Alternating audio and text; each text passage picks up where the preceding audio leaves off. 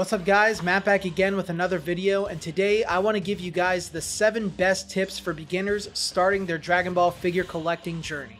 But like always guys, please remember to subscribe to the channel if you haven't already, ring the bell notification so that way you get notified whenever I make a brand new video, like this video if you enjoy it, and of course, comment your thoughts down below in the comment section so that we can have a discussion. Also, if you'd like to support the channel even further for only $3 a month, that'll give you access to our Discord server with helpful tools, tips, and a community that will help you on your Dragon Ball figure collecting journey. So tip number 1 is try and figure out what kind of figures do you want to collect. There are a lot of questions that float around, such as, hey, do you want to just collect Dragon Ball figures? Do you want to collect Dragon Ball and One Piece figures? Or do you want Demon Slayer, My Hero Academia, Chainsaw Man? There are a lot of different anime out there, and usually they all have some type of merchandise or figures around them. Take me, for example, I like to collect solely Dragon Ball figures, and I'm going to probably keep it that way for the long term.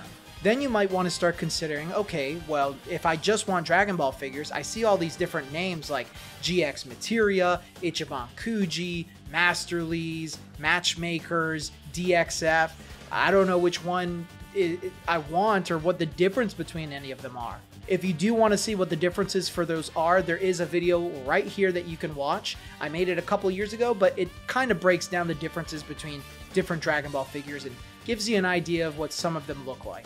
So if you want to be someone like me who collects mostly Masterlies / Ichiban Kuji figures, and maybe you pick up a couple of Blood of Saiyans or DXF along the way, you can totally do that. But before you kind of do that, you have to see, hey, what are the prices for these figures and figure out what your budget is. Not everybody has the luxury to buy every single figure that releases. Most people don't, not even me. So you might want to be a little particular with what kind of figure you want to pick up before you start collecting. I know when I started collecting, I used to buy pretty much every single figure, and eventually, after about a year or two of collecting, I sold off a good portion of them because I found out I don't really like some sort of lines. There were particular figures, usually they were on bases, which I am kind of more open to nowadays, but back then I hated them, so I sold all of them off. But that's a big pain and a big chore for you to have to sell off all of your Dragon Ball figures or a bunch of Dragon Ball figures or something. So try and figure out what you like before you start, and it might take some trial and error along the way where you buy some figures and they disappoint you, but you know, that's the whole luxury, I guess, of collecting. Tip number 2 is to find a good seller, website, or location to shop for your figures. You might end up picking a few different websites or sellers on websites in order to buy your figures if you're using something like eBay or Zen Market. Maybe you like the thrill of the hunt and only like to buy figures when you find them at your local store like a Target or a Hobby Lobby or a Walmart. But try and pin down a good routine or a system for that. So that way, if you see a new release coming, you know exactly where to go, when to buy it, how much it's going to be approximately, and have a good idea of what that's going to look like.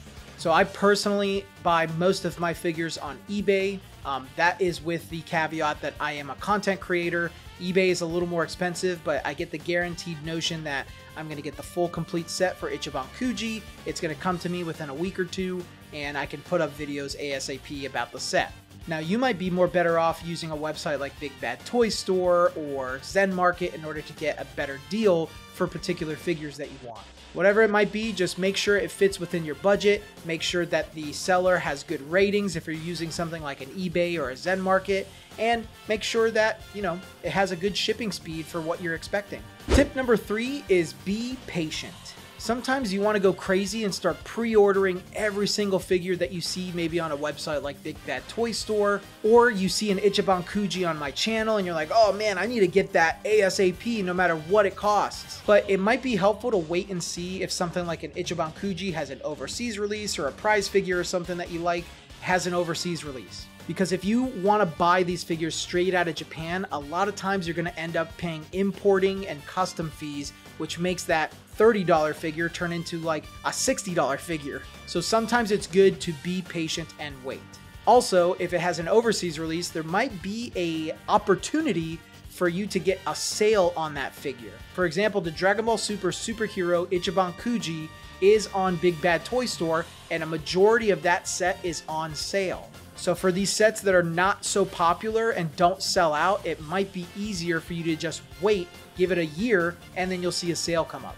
Tip number 4 is look out for bootlegs. There are a lot of bootleg Dragon Ball figures. I think you're going to find them mostly on a website called AliExpress. I'm sure there's other websites out there that are very similar to AliExpress where you can find figures for very cheap, but a lot of times, I'd say 9 out of 10 times, they are fake bootleg figures. A big indicator to know if your Dragon Ball figure is authentic is to look for that Toei animation sticker. It's usually on the top of every Dragon Ball figure box. The only caveat there is non-Dragon Ball figures and last one prizes from Ichiban Kuji don't have that Toei animation sticker. If you're shopping somewhere like eBay, make sure you read the seller's reviews. Make sure they're all legit. They're not done by bots like they're all the freaking same. Make sure it's a variety of different products and they're specific. And of course, make sure they're recent and consistent. Now, there's nothing particularly wrong with bootleg figures. Just know that they're not going to have any long-term value. So if you decide to sell off your collection or any of your figures one day, they're not really going to have that much value if it's a bootleg figure. Also, a lot of times they don't look like the pictures that you see online, and in person, they look pretty bad. Tip number 5 is make sure you have the space to display the figures the way you're going to like them. For example, it doesn't make sense for you to buy, let's say, 50 figures. Let's say you came into a bunch of money and you wanted to buy a bunch of figures all at once. It doesn't make sense to do that if you don't have the shelf space or if you're living in like a studio apartment or something. It's probably better to know how much space do I have? Are these figures going to fit on my space? Like some of the shelves in the back here definitely can't hold a figure like the Cell Max that I just reviewed recently. He's too big, he's too wide, and it's not tall enough to house him. So you got to think about stuff like that.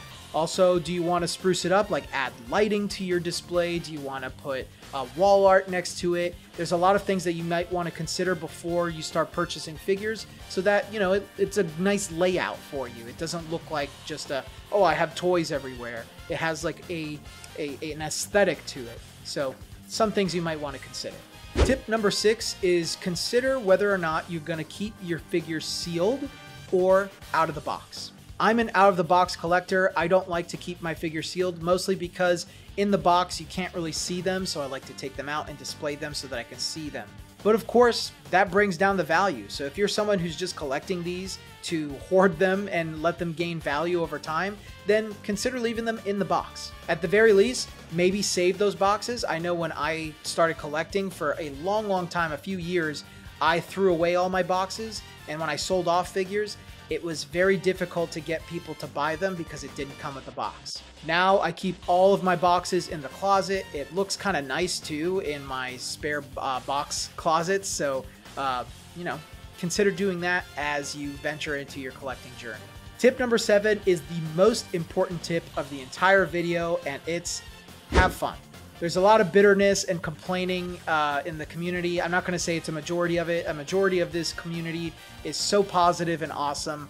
So just make sure you're having fun with it. Even if a figure comes out not to your liking. I remember years ago when I started, I bought a Ichiban Kuji release of a full power 100% Frieza. I believe it was the Z Battle release. It came with Super Saiyan Goku. Not really sure what the name was, but man, its face was awful. It was one of the lowest rated figures on my channel that I reviewed. Even to this day, I still think it's one of the worst figures I've ever gotten. But if you go back and you watch that video, me and my nephews were having so much fun in them, and I love them both so much. Donnie and Jalen, if you guys are watching this, I love you guys so freaking much, and I hope we can make videos like that again one day. But, like, guys, it was awful, but we had a great time with it. And I kept that figure for a really long time. So just have fun with the hobby, guys. Our Discord server has a lot of people who don't take this so seriously. We have a good time with it. We help each other out. So make sure that you're doing the same as you start your Dragon Ball figure collecting journey.